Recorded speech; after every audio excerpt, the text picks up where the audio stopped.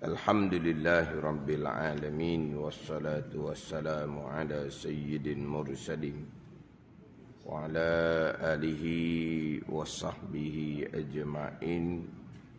Rabbi syarah li sadri wa yassir li amri wahlul 'uqdatam min lisani yafqahu qawli. Subhanaka la ilma lana illa ma 'allamtana innaka antal alimul hakim. Wala haula wala quwwata illa billahil aliyyil azim.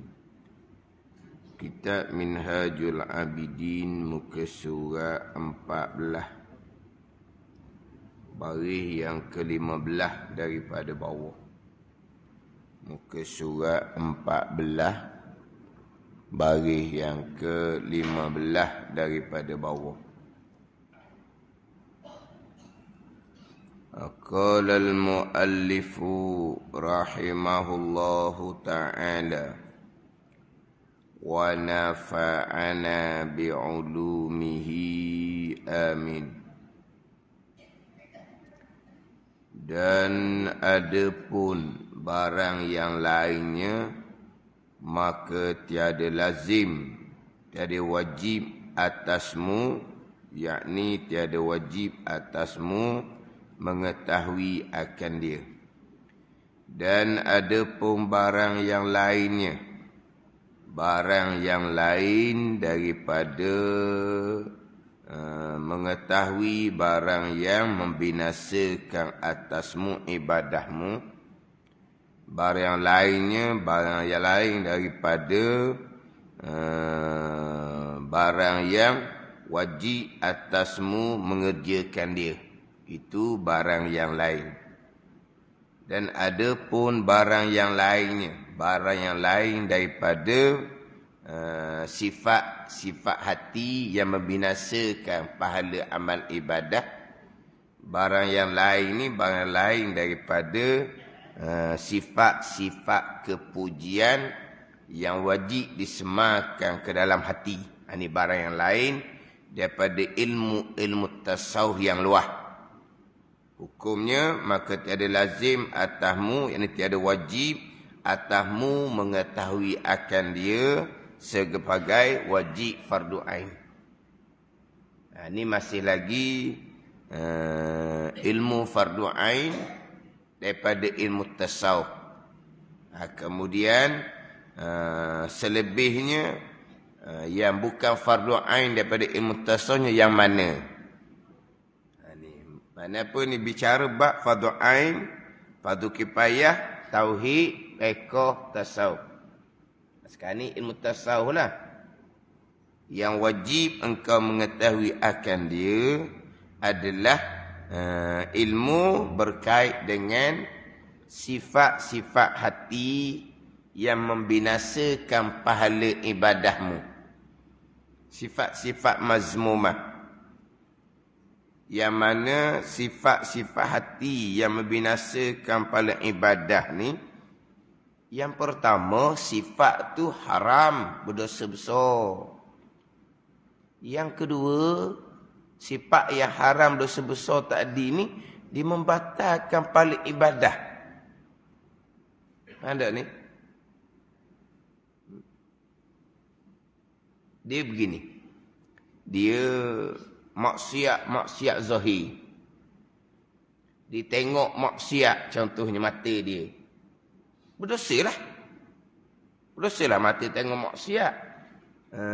Terbatas tak pahala ibadat sunat kita terdahulu? Tak.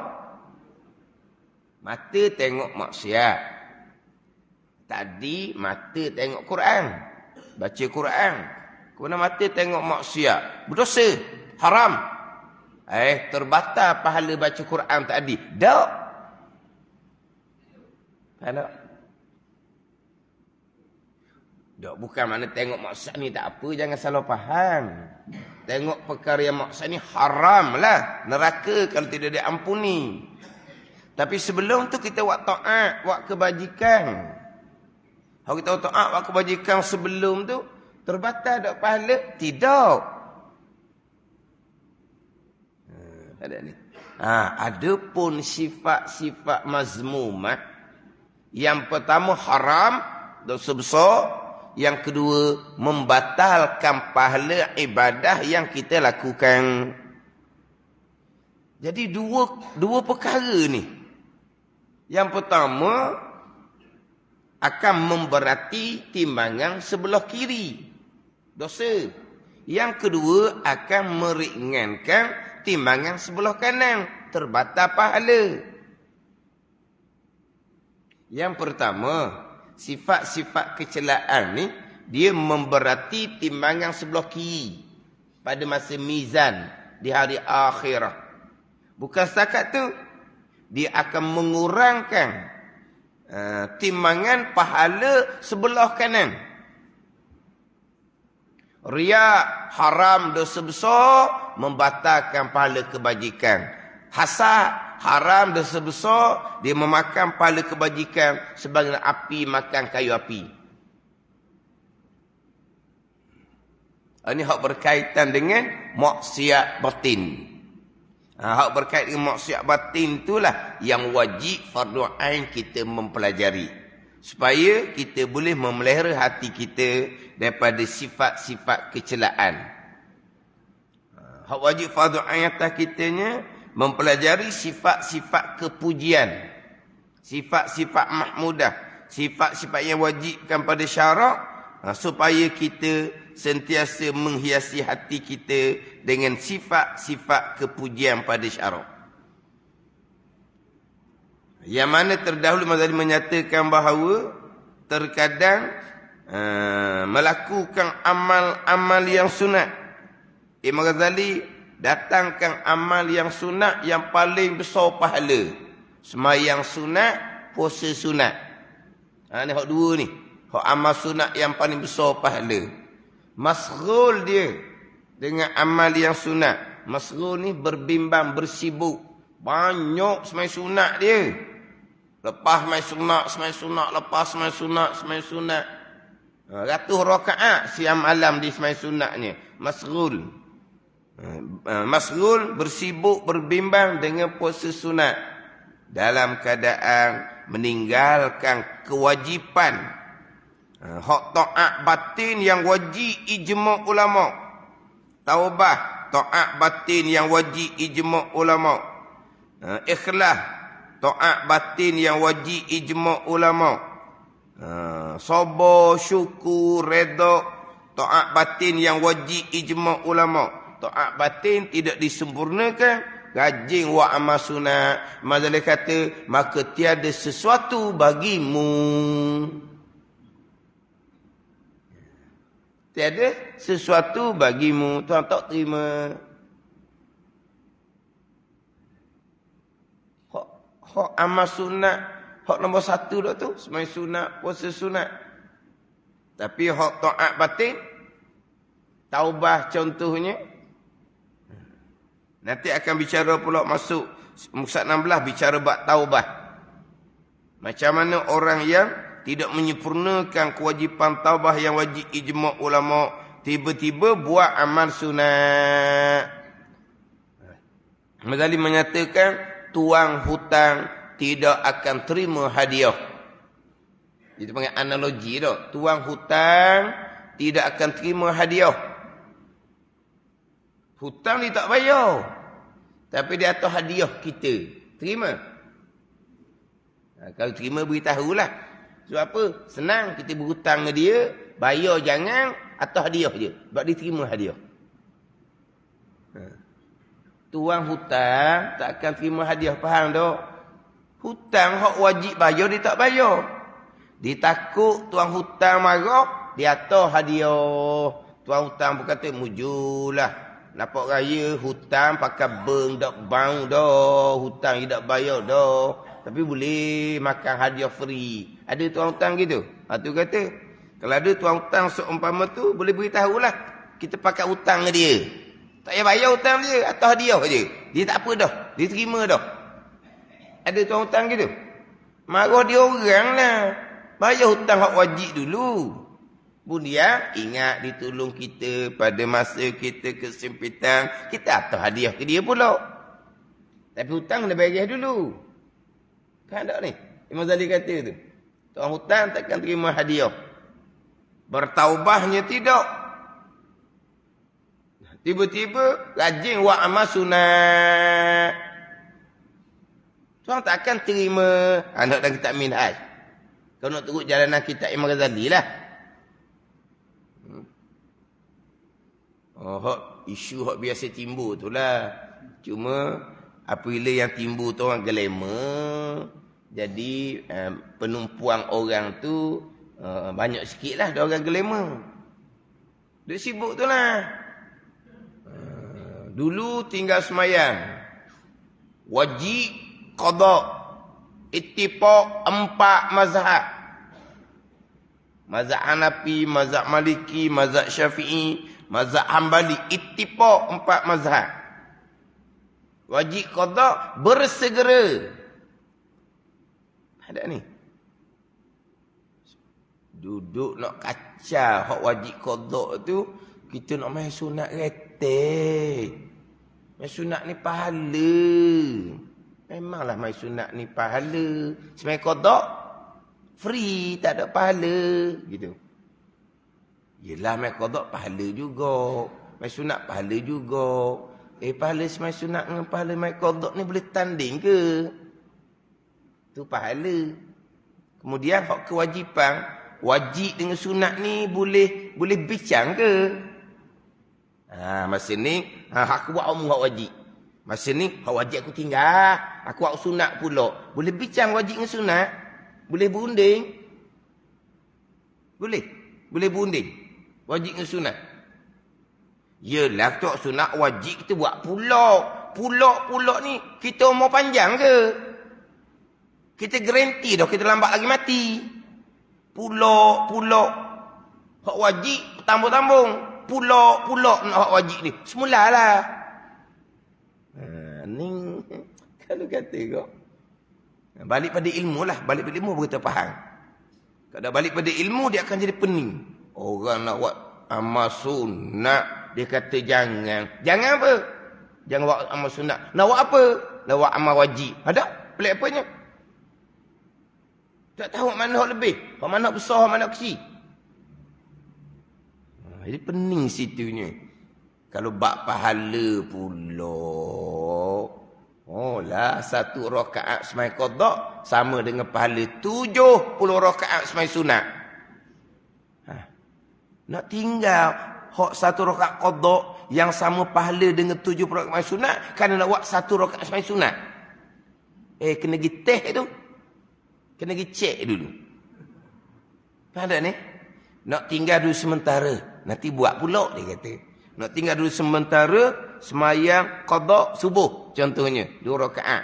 Semayang qada subuh ni kalau dengan semayang sunat 140 rakaat baru sama pahala. Kita tinggal dulu 2 rakaat subuh ni hak sama dengan pahala 140 semayang sunat, kita nak semayang sunat 2 rakaat. Semayang sunat 2 rakaat je. Lepas tu semayang qada 2 rakaat ni sama dengan semayang sunat 140 rakaat.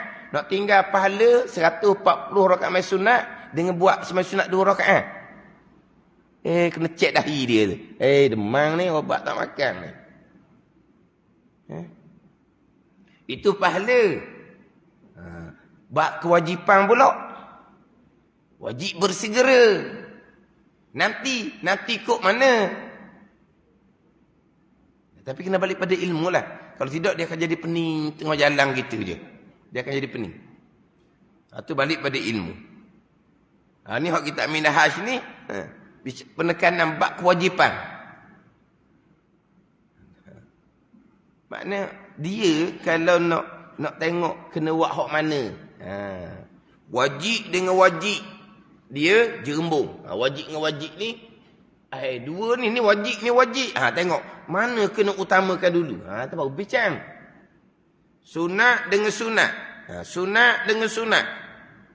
Antara 2 sunat ni mana yang lebih afdal kita dahulukan. Ni baru kita bincang. Wajib dengan wajib, sunat dengan sunat. Kena tengok antara 2 wajib ni kena dahulu hak wajib mana. Wajib dua-dua ni. Kena buat dua-dua. Tapi kena utamakan hak mana? Antara dua kewajipan. Kita wajib teruskan sembahyang. Berhenti sembahyang haram, sembahyang fardu. Tiba-tiba ada orang lemah. Wajib kita selamatkan nyawa orang kalau kita berkemampuan. Wajib kita selamatkan nyawa orang. Di masa yang sama, wajib kita kena teruskan sembahyang. Dalam antara dua wajib ketika tu berhenti dulu sembahyang, dahulukan selamat nyawa orang. Sebab sembahyang boleh buat pula nyawa orang tak boleh ganti. Itu buat bandingan lah. Buat bandingan. Contohnya, doktor sedang berusaha untuk menyelamatkan nyawa. Faham tak ni? Waktu sembahyang, bertambah lewat dah.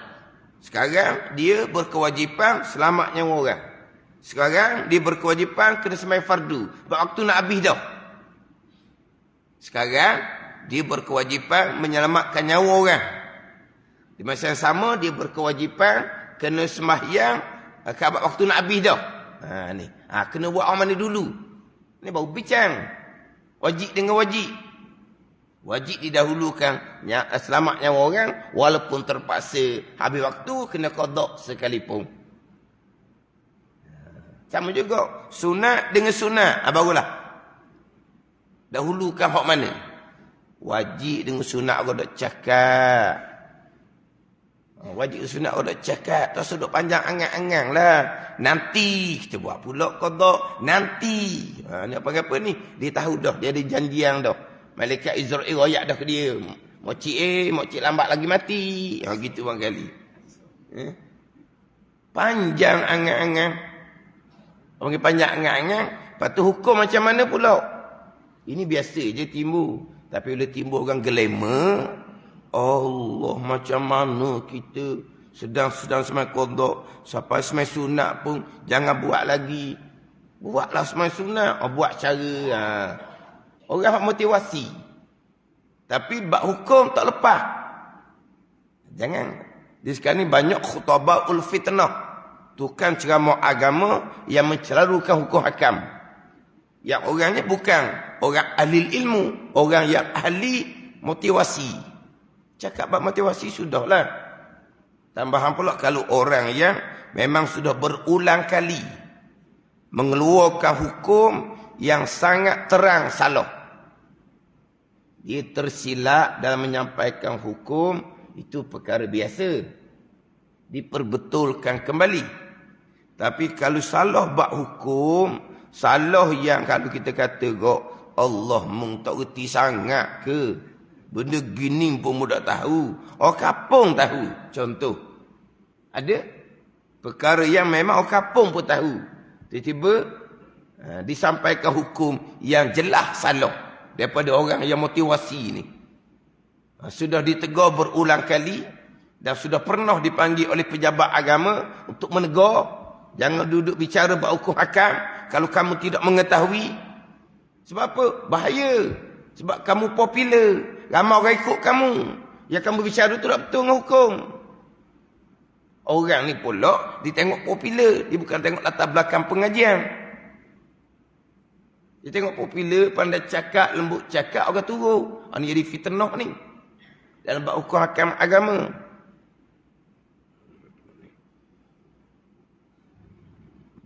Nanti bicara bab hak kewajipan batin. Taubah. Salah satu rukunnya, qada. Tiba-tiba tinggal hak qada, nak buat hak sunat.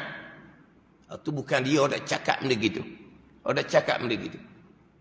Kalau balik pada kitab fiqh pula, kalau buat seumpama tu macam mana? Itu balik pada kitab fiqh pula. Kita nak semai Isra', kita semai duha. Ini semai sunat yang berwaktu. Jadi kita tinggallah qada sementara nak main Isra', semai duha. Nanti kita qada lah pula pukul 8, pukul 9. Kalau seumpama tu, apa hukum fiqh pula? Apa hukum fiqh buat seumpama tu? Pandangan muktamad haram buat seumpama tu. Pandangan daif, makruh di semai sunat tu. Satu pandangan daif laginya, haram, tak sah semai sunat tu. Pandangan muktamad haram, tapi sah semai sunat tu. Itu balik pada hukum fiqh. Paling ringan, makruh. Tu paling ringan. Itu pandangan daif.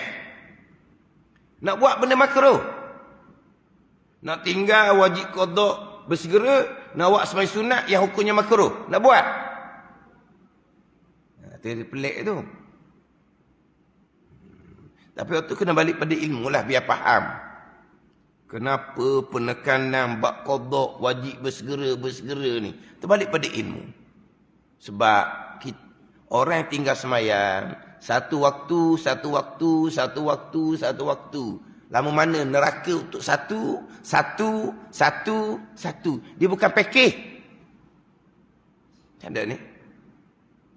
Neraka tinggal subuh, neraka tinggal fardu zuhur, bukan pakej.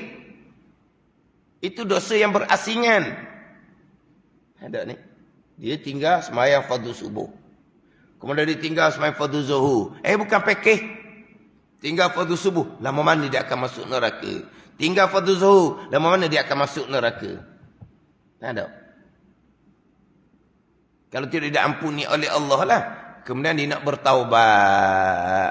Dia qada balik ni supaya diampuni dosa, tak ada dah untuk neraka satu waktu tu. Dia qada, mudah-mudahan diampuni dosa, tak ada neraka untuk satu fardu tu. Tak ada neraka untuk satu fardu. Tak ada neraka untuk satu fardu. Orang qada ni nak lepas dia neraka. Ada ni. Duk pikul neraka, nak semai sunat. Sehat ke dah? Ada ni.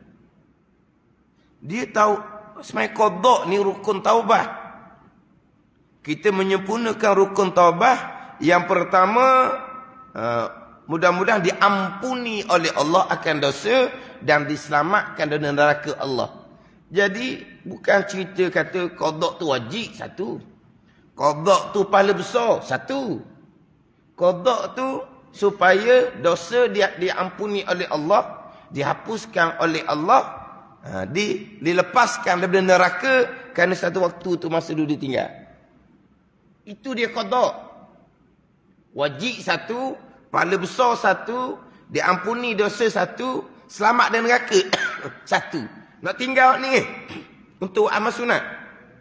Yang paling ringan hukum fiqh kata makruh. Tu kata sihat ke tak? Dak bengah kalau ingat kepada dosa tinggal semayang. Nak fokus kepada qada. Sebab apa? Mati bila masa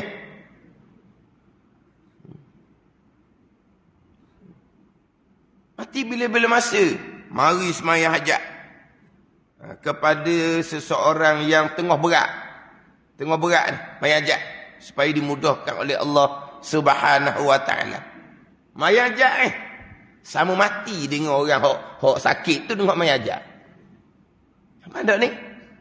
Semayang hajat untuk orang yang tengah berat. Mudah-mudahan dipermudahkan oleh Allah. Alhamdulillah dipermudah oleh Allah. Malam tu meninggal mudah-mudah. Sama meninggal dengan hok tukar semayang. Hok segor mega. Apa ada ni? Hok tukar semayang hajat ni segor mega lah. Mari masjid lah tukar semayang ni. Mari masjid. Hok tukar semayang ni segor. Semayang hajat lah untuk orang sakit Malam yang sama, orang yang sakit tu mati, orang semayang hajat tu pun mati. Tak tahulah mana dulu dua orang tu. Tapi sama malam tu. Kalau tak silap, mati orang hajat tu dulu, baru mati orang sakit. Ada ni. Mati bila masa. Tak bengah bak qada semayang ni. Kalau ingat bak dosa. Ada ni. Nak ingat bak dosa itulah kena belajar fardu ain molek. Kena belajar fardu ain molek. Sebab itulah dalam kitab Minhaj, bicara bab taubah dari dosa, akabah yang kedua, bonggok yang kedua. Akabah pertama sekarang ilmu. Tekan ilmu molek, kena dosa pahala molek, barulah pergi kepada taubah. Ada ni. Tapi kena balik pada ilmu lah. Baru faham bab taubah ni. Baru faham bab qada semayang, bab qada puasa. Jangan ajar pelik-pelik. Ada ke ajar pelik-pelik? Kita himpung lah. Pada masa Isra' Duha, kita semayang qada. Sekali dengan Isra', sekali dengan Duha. Pada masa malam tahajud, kita himpung lah qada dengan tahajud. Kalau himpung qada dengan tahajud, betul. Himpung qada dengan Isra' Duha, tak boleh. Dia ajar pula aku salah pula dah je. Tak boleh himpung. Qada dengan Isra' tak boleh himpung. Qada dengan Duha tak boleh himpung. Qada dengan Qabliyah Ba'diyah tak boleh himpung. Qada dengan Tarawih tak boleh himpung.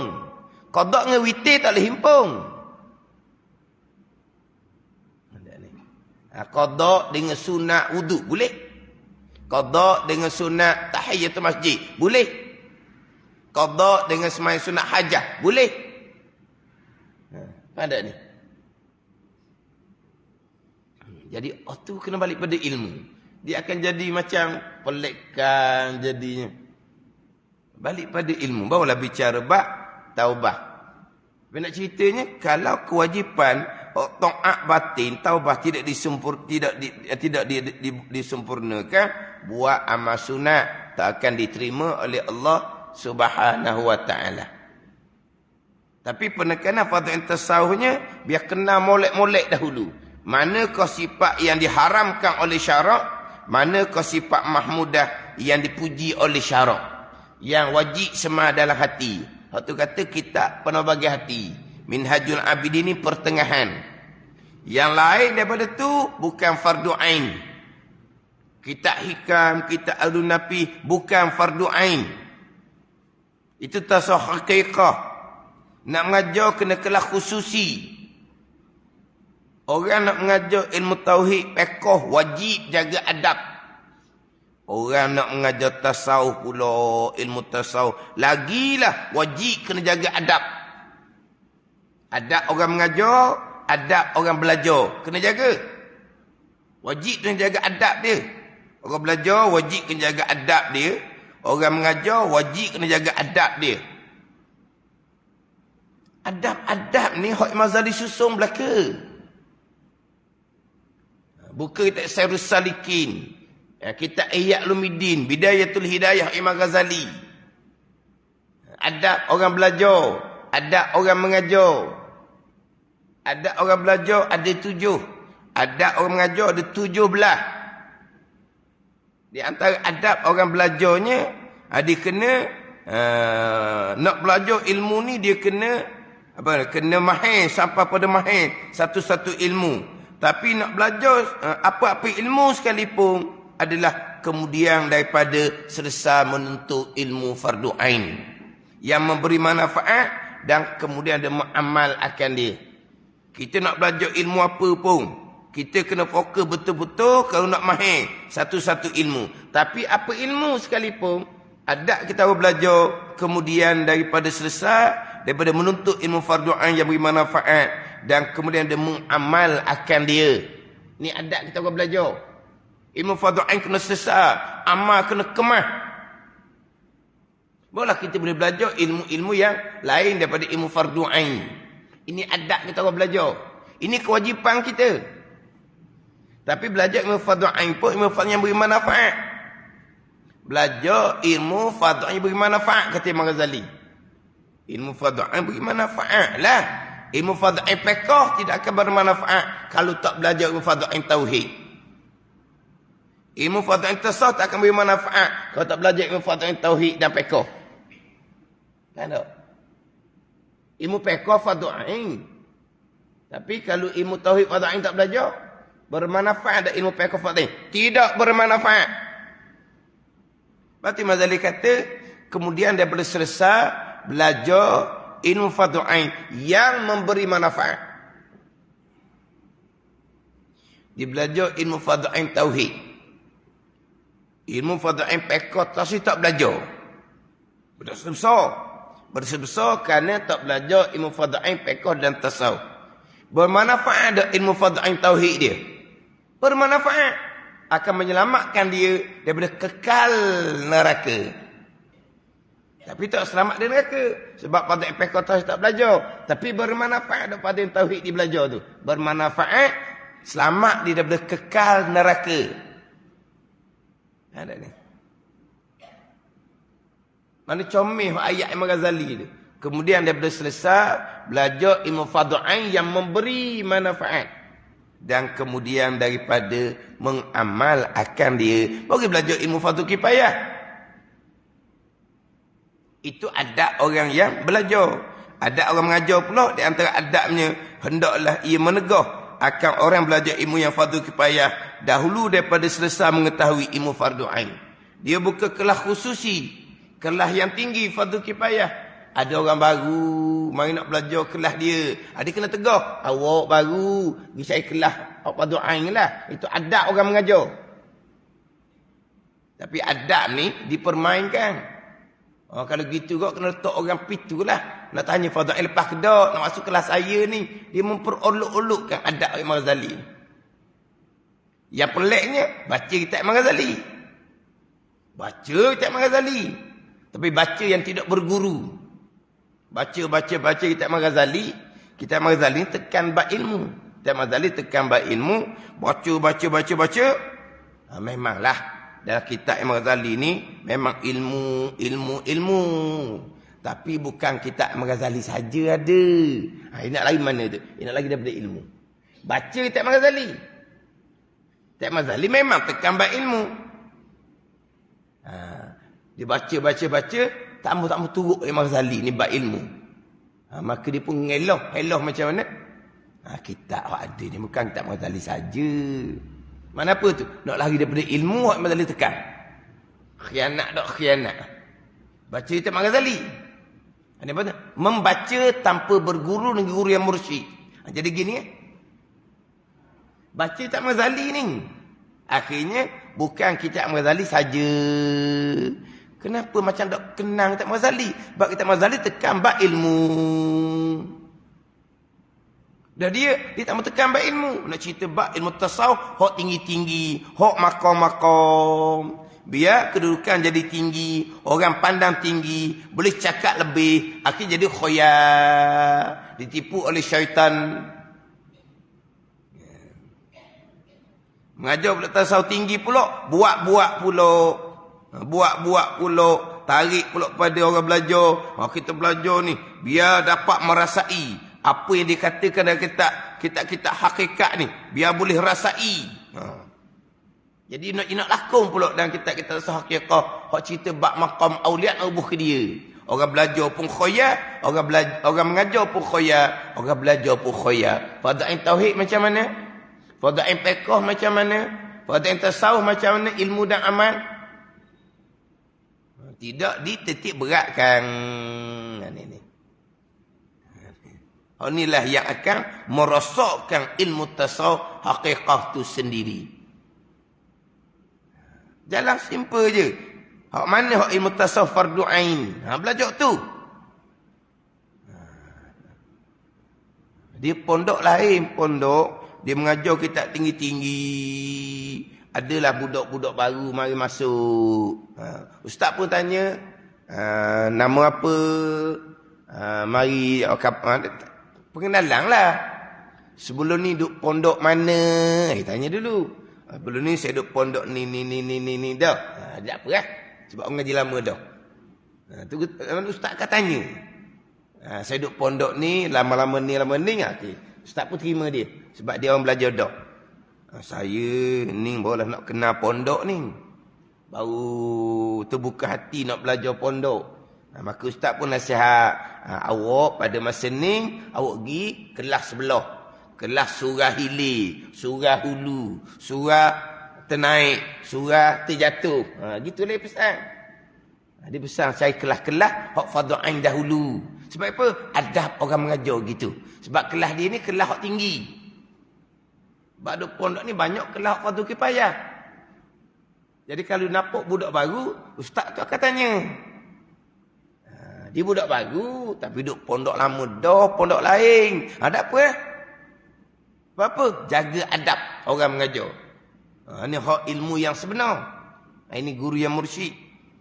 Kalau guru tak sebenar, dia ajar hak tinggi-tinggi pada orang awam. Hak fardu ain wak main pula jadinya. Kena tahu. Tasawuf fardu ainnya mana?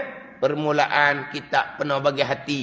Kemah 10 sifat kecelaan, ilmu amal. Kemah 10 sifat kepujian, ilmu amal. Ilmu fardu ain akidah comel lepas, ilmu fardu ain fiqh comel lepas. Barulah diberi rezeki oleh Allah, dia belajar pula kita tasawuf hak tinggi-tinggi dengan guru yang mursyid, guru yang belajar kulit ke kulit. Minggu lepas ada orang tulis, dia kata contohnya almarhum Pok Sumit Gunung melazimi kitab hikam. Ada orang komen minggu lepas, almarhum Pok Sumit Gunung memang melazimi kitab hikam, tapi tu guru mengajar kitab Faridah, kitab Musalli, mengajar belah ke. Tapi almarhum tok gurunya, dia baca kitab hikam pun, yang belajar dengan dia ustaz-ustaz, budak-budak pondok, orang kampung hok belajar lama dah, hok masuklah kelas tu. Ni di Kelantan. Almarhum Pok Sumit Gunung, tok guru baca kitab hikam, yang mai kelas tu ustaz, pelajar pondok, orang kampung hok belajar lama dah. Pada ni. Tapi tok guru baca kitab Faridah, baca kitab Muniatul Musalli. Tapi kitab hikam memang tu dak tinggal. Sebab almarhum Tuan Guru Pok Sumit Gunung, dia belajar dengan almarhum Tuan Guru Haji Ibrahim Wakaf Baru. 12 tahun. Khatam 3 kali. Kulit ke kulit. Faham tak? Khatam 3 kali. Diarah di Tuan supaya mengajar. Barulah almarhum Tuan Guru Pok Sumit Gunung mengajar kitab hikam. Khatam 3 kali. Ni belajar tak belajar, dia baca sendiri. Ini dia terkandung kita, tu karut marut. Saya sempat belajar dengan almarhum Pok Sumit Gunung 8 tahun. Seminggu sekali lah, bunyi 8 tahun, seminggu sekali. 6 tahun, khotam sekali. Kulit ke kulit lah, 6 tahun. 6 tahun khotam tu, bukan awal ke awal, saya pergi tu, tengah dah sikit. 6 tahun, habis, ambil daripada awal, jumpa takut. Jumpa takut. Panggil jumpa takut tau. Jumpa takut 6 tahun. Saya sempat mengulangi 2 tahun saja, almarhum uzur, kemudian meninggal. Sempatlah 8 tahun. Almarhum ngaji di kitab hikam dengan abang Tok Guru Haji Ibrahim Wakaf Baru 3 kali khatam. 3 kali khatam. 3 kali khatam tu sebab almarhum Tok Guru Haji Ibrahim Wakaf Baru mengajar situ kitab hikam, mengajar situ kitab hikam. Almarhum Tok Guru Pok Sumit Gunung ni digi belaka. Digi belaka. Jadi 3 kali khatam lah, tempat lain-lain. Tempat lain-lain. 12 tahun. Almarhum Pok Sumit Gunung ni duduk pondok, bukan orang kampung. Mengaji pondok. Dia mengaji dengan almarhum Tuan Guru Haji Ibrahim Wakaf Baru 12 tahun tu, duduk pondok. Lepas tu dia ngaji dengan guru tu 12 tahun. Ini baru guru yang mursyid. Tapi dia mengajar di Kelantan dulu, yang belajar ustaz, budak pondok, orang kampung, hok beres dah. Ilmu fardu ain, amal fardu ain.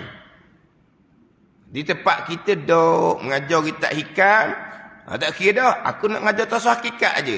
Tempat tu fardu ain tauhid tak ada, fardu ain fiqh tak ada, fardu ain tasawuf tak ada. Tak peduli. Jelas. Itu bukan guru yang mursyid. Itu bukan guru yang sebenar. Guru yang sebenar, dia kena jaga adab. Ni. Fardu ain. Fardu ain apa? Sekurang-kurangnya mengetahui 10 sifat kecelaan, mengetahui 10 sifat kepujian yang kita pernah bagi hati. Ilmu, amal, ilmu, amal. Yang selain daripada itu, bukan wajib, tiada maka tiada lazim atasmu, tiada wajib atasmu mengetahui akan dia. Dan demikian lagi tiada lazim atasmu mengetahui segala abwab ilmu fikhi, bab-bab ilmu fiqh, daripada berjual beli dan sewa menyewa dan berkahwin dan tolak dan meluka. Wallahu a'lam. Bismillahirrahmanirrahim. Alhamdulillahirabbil alamin. Wassalatu wassalamu ala sayyidil mursalin wa ala alihi wa sahbihi ajma'in. Allahumma aftah alaina futuhal arifin. Allahumma allimna ilma akdamin wa fahimna famas sabikin warzuqna ruqat talibin. Allahumma zidna ilman wa alhiqna bis salihin. Wa sallallahu ala sayyidina Muhammadin wa ala alihi wa sahbihi wa sallam. Walhamdulillahi rabbil alamin.